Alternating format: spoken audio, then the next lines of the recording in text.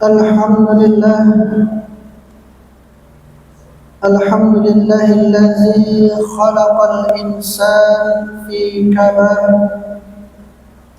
Asyhadu an la ilaha illallah wahdahu la syarika lah, wa asyhadu anna Muhammadan abduhu wa rasuluh sallallahu alaihi wa ala alihi wa ashabihi ajma'in.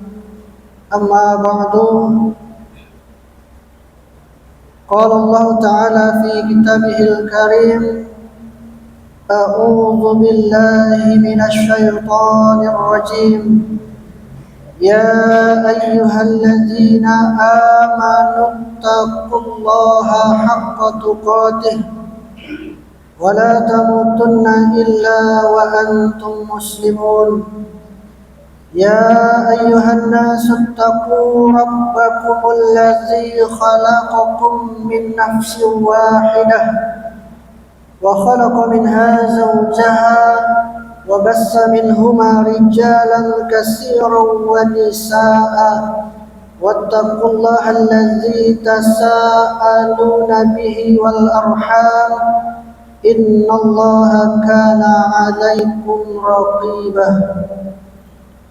يا أيها الذين آمنوا اتقوا الله وقولوا قولا سديدا يصلح لكم أعمالكم ويغفر لكم ذنوبكم ومن يطع الله ورسوله فقد فاز فوزا عظيما. Ma'asyiral muslimin, jamaah Jumat rahimakumullah. Menjadi suatu kewajiban bagi kita semua sebagai hamba Allah untuk senantiasa bersyukur atas anugerah berbagai kenikmatan yang dilimpahkan kepada kita. Nikmat yang telah kita rasakan dalam kehidupan selama ini harus menjadikan kita sebagai pribadi yang pandai bersyukur, dan dengan sikap ini anugerah akan terus kita nikmati, bahkan ditambah oleh Allah Subhanahu wa taala.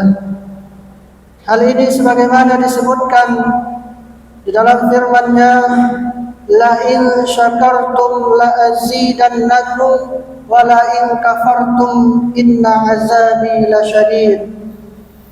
Sungguh jika kamu bersyukur, niscaya aku akan menambah nikmat kepadamu. Tetapi jika kamu mengingkari nikmatku, sesungguhnya azabku benar-benar sangat pedih. Oleh karenanya, pada momentum khutbah kali ini, khatib sekali lagi mengajak kepada seluruh jamaah dan kita semua untuk senantiasa memanjatkan puji syukur kepada Allah Subhanahu wa taala, kemudian berselawat kepada Rasulullah Muhammad sallallahu alaihi wasallam, sekaligus meningkatkan ketakwaan kepada Allah Subhanahu wa taala. Meningkatkan ketakwaan dengan senantiasa lebih bersemangat lagi menjalankan segala perintah Allah dan bersungguh-sungguh meninggalkan segala yang dilarangnya. Karena hanya dengan cara inilah kita akan mampu terus berada pada jalur yang ditentukan oleh syariat agama kita, sehingga tidak menyimpang ke jalan yang sesat. Ma'asyiral muslimin, jamaah Jumat rahimakumullah. Kehidupan kita di dunia ini seperti melewati sebuah jalan dengan lintasan penuh dinamika dan tantangan. Medan terjal yang harus kita daki hingga medan menurun dan mendatar tak boleh membuat kita terlena dan lengah. Perjalanan kita menyisakan masa lalu sebagai pengalaman, masa kini sebagai kenyataan, dan masa yang akan datang sebagai harapan. Karenanya kita membutuhkan rambu-rambu agar perjalanan kita senantiasa lancar dan selamat sampai ke tujuan.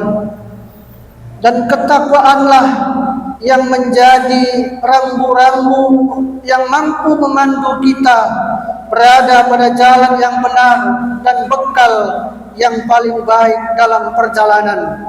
Allah telah mengingatkan kita di dalam firman-Nya, "Wa tazawwadu fa inna khairaz zadit taqwa wattaquni ya ulil albab." Dan berbekallah kalian, karena sesungguhnya sebaik-baik bekal adalah takwa. Bertakwalah kepadaku, wahai orang-orang yang mempunyai akal sehat. Ma'asyiral muslimin jamaah Jumat rahimakumullah. Dalam sebuah perjalanan panjang, kita haruslah menyempatkan diri berhenti sejenak, beristirahat untuk menghimpun kembali semangat dan tenaga guna melanjutkan perjalanan berikutnya.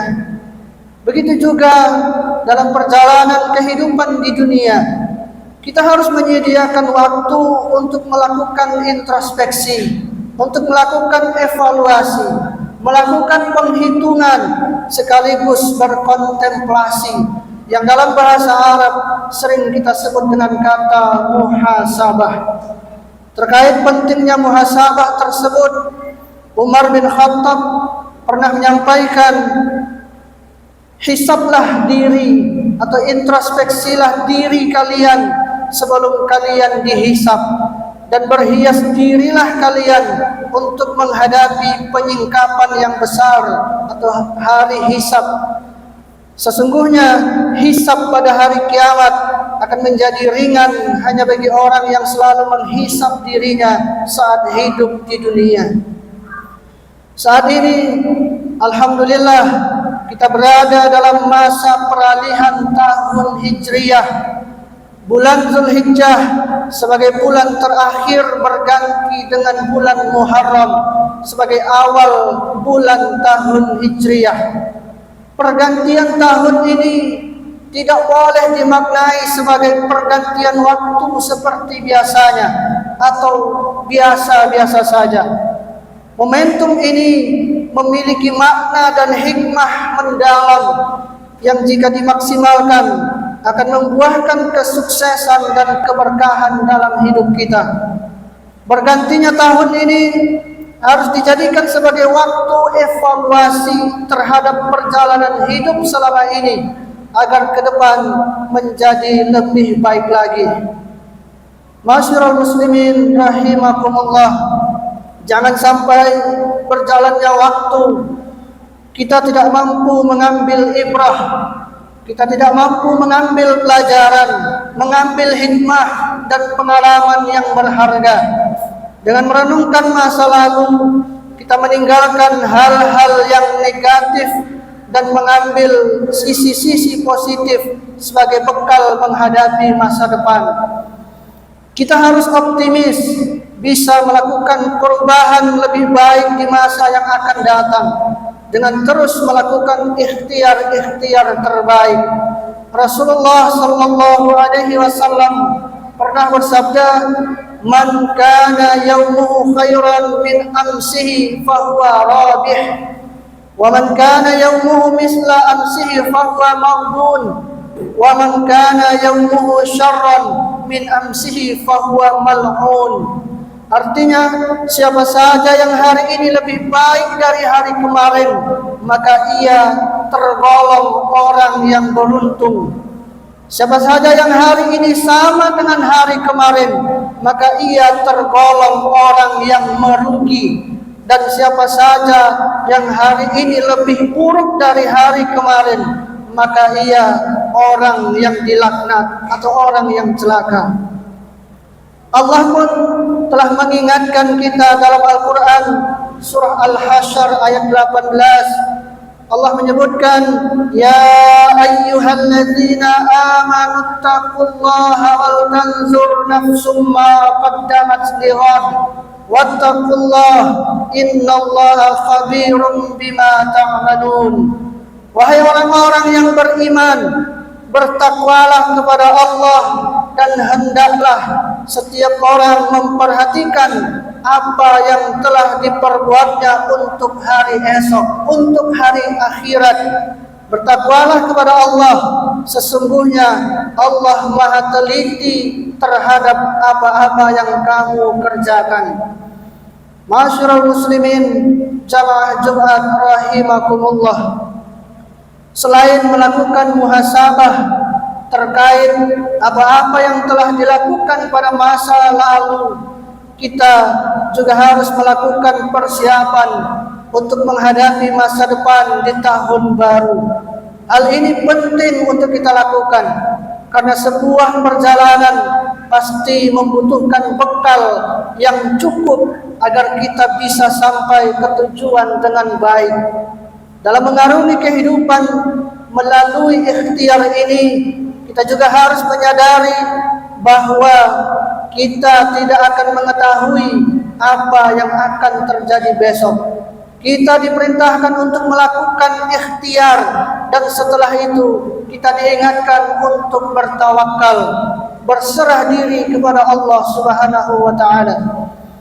Dalam surah Luqman ayat 34 Allah berfirman, "Innallaha 'indahu 'ilmus sa'ah wa yunazzilul ghais wa ya'lamu ma fil arham wa ma tadri nafsum madza taksibu ghadan wa ma tadri nafsum bi ayyi ardin tamut innallaha 'alimun khabir." Sesungguhnya Allah memiliki pengetahuan tentang hari kiamat, menurunkan hujan, dan mengetahui apa yang ada dalam rahim. Tidak ada seorang pun yang dapat mengetahui dengan pasti apa yang akan dikerjakan besok. Begitu pula tidak ada seorang pun yang dapat mengetahui di bumi mana dia akan mati. Sesungguhnya Allah Maha mengetahui lagi Maha teliti. Ayat ini menunjukkan kekuasaan Allah atas masa depan dan ketidaktahuan kita tentang apa yang akan terjadi esok. Dalam satu ayat ini Allah menunjukkan 5 kekuasaannya sekaligus tentang masa depan, yaitu yang pertama, Allah lah yang Maha mengetahui kapan kiamat akan terjadi. Kemudian yang kedua, Allah lah yang mengetahui kapan turunnya hujan untuk menghidupkan bumi ini dan memberi rezeki kepada manusia sebagai bekal kehidupan di dunia. Kemudian yang ketiga, Allah yang Maha mengetahui apa yang ada dalam kandungan seorang ibu. Walaupun saat ini telah ditemukan alat-alat super modern untuk melihat kondisi bayi di dalam rahim seorang ibu, seperti USG dan lainnya, namun pada hakikatnya semua masih dalam fase prediksi. Kemudian yang keempat, Allah lah yang mengetahui nasib kita di masa yang akan datang. Kita hanya berusaha dengan cara yang terbaik, namun Allah lah yang menentukan hasilnya. Kemudian yang kelima, Allah yang Maha mengetahui kapan seseorang akan mati. Tidak ada seorang manusia pun yang bisa merencanakan umurnya, meninggal dunia di mana dan di mana dia akan dikuburkan. Kematian merupakan keniscayaan yang akan dihadapi oleh semua makhluk yang bernyawa.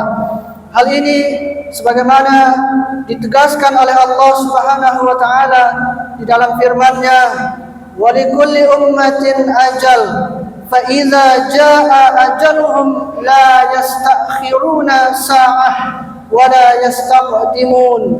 Setiap umat mempunyai ajal, batas waktu.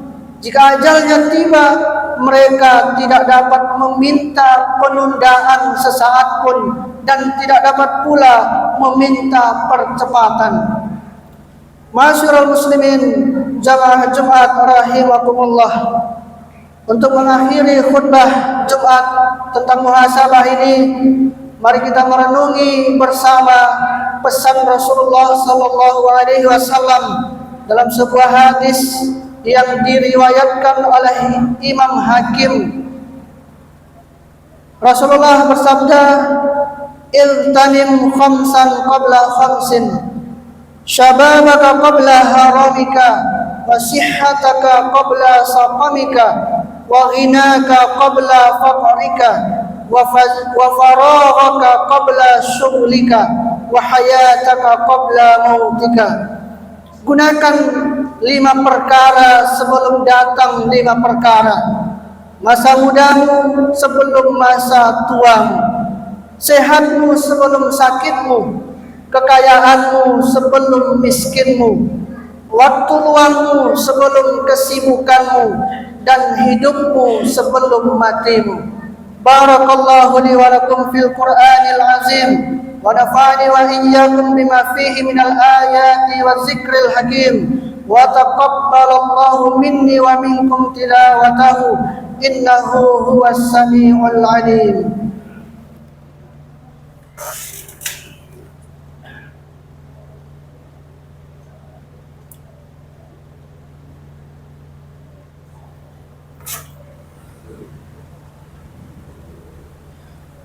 Alhamdulillahi wa kafa, wa usalli wa usallimu ala Muhammadil Mustafa wa ala alihi wa ashabihi ahlil wafa. Ashhadu an la ilaha illallah wahdahu la syarika lah, wa ashhadu anna Muhammadan abduhu wa rasuluh.